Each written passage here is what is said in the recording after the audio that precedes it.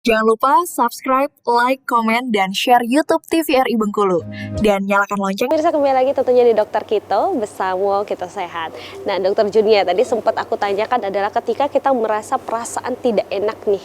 Tadi kan dokter juga bilang perasaannya tuh berbeda nih dok. Tapi terkadang kita tuh sering banget di suatu tempat atau mungkin di suatu keadaan peristiwa itu kita merasa perasaan tidak enak. Apakah ketika kita merasa perasaan tidak enak ini kita sedang kilas balik akan trauma yang mungkin tidak kita sadarin dok?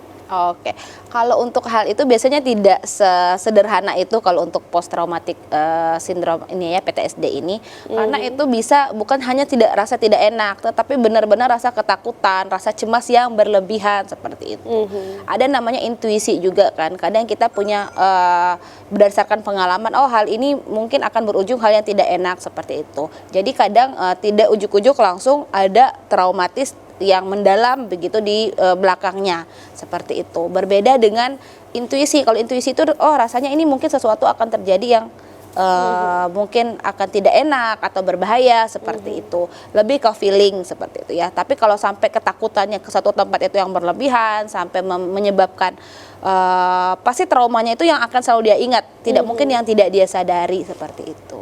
Baik dokter, silakan dokter untuk kembali lagi.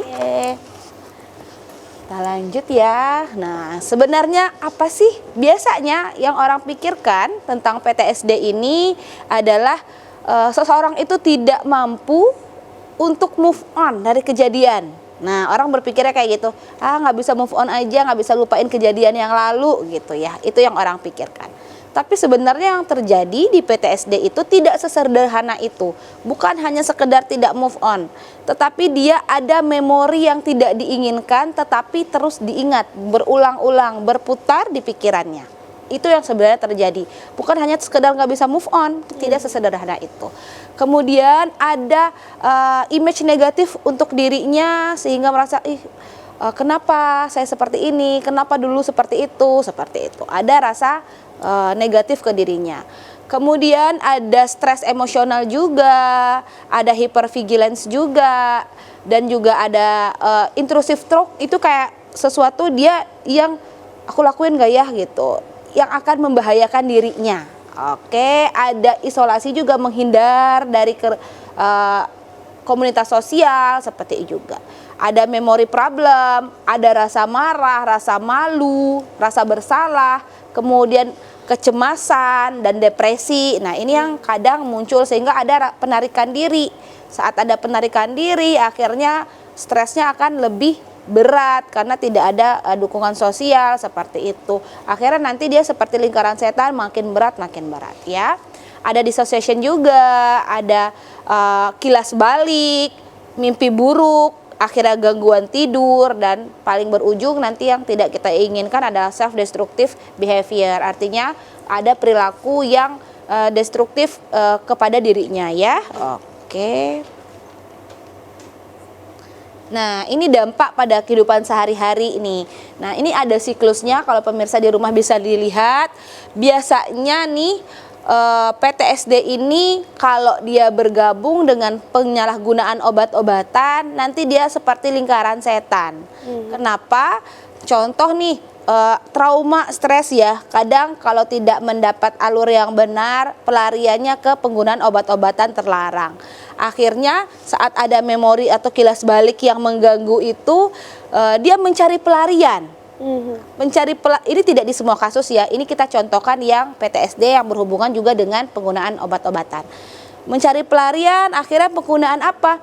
Misalnya ada traumatik di keluarga ya, akhirnya keluar minum-minum, kemudian ke dunia malam, akhirnya penggunaan obat-obatan. Nah, untuk menghindari apa? Rasa takut dan rasa cemas.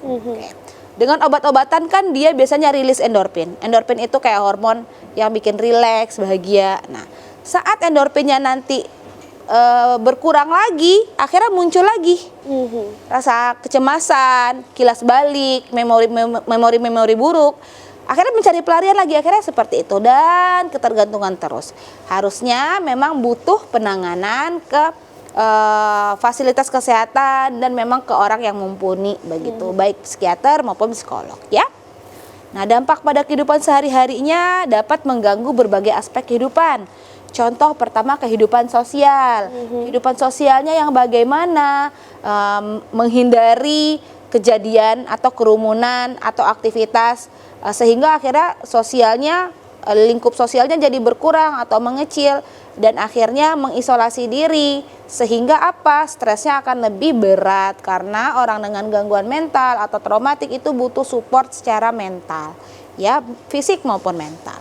Setelah itu ada kesulitan berinteraksi dengan orang lain dan menjaga hubungan. Nah, kalau sudah sampai ke tahap ini, kalau bagi yang sudah bekerja atau yang sudah punya ikatan hubungan pernikahan, keluarga dan lain-lain, itu akan sangat mengganggu dan bisa menimbulkan problem yang lain begitu.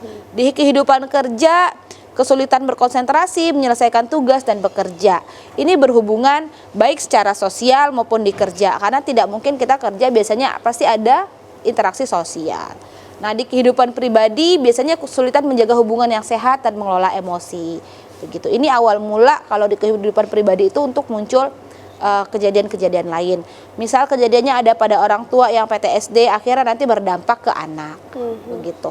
Kalau untuk anak yang mengalami PTSD mengalami renggangnya nanti hubungan dengan orang tua. Tergantung penyebabnya, kemudian supportnya. Baiknya memang di keluarga dulu nih, seandainya ada keluarga, penyakit mental apapun, stres kecil apapun, support yang paling utama adalah dari lingkungan terdekat dahulu, yaitu keluarga. Ya. Oke. Nah, bagaimana pertanyaannya, gimana kalau penyebab PTSD-nya dari keluarga gitu? Benar sekali dokter. Kita butuh mencari bantuan luar. Jadi jangan takut untuk mendapat bantuan dari luar. Kadang kan tadi katanya keluarga nih yang harus support. Kalau memang permasalahannya dari keluarga, pemirsa di rumah bisa mencari bantuan. Begitu.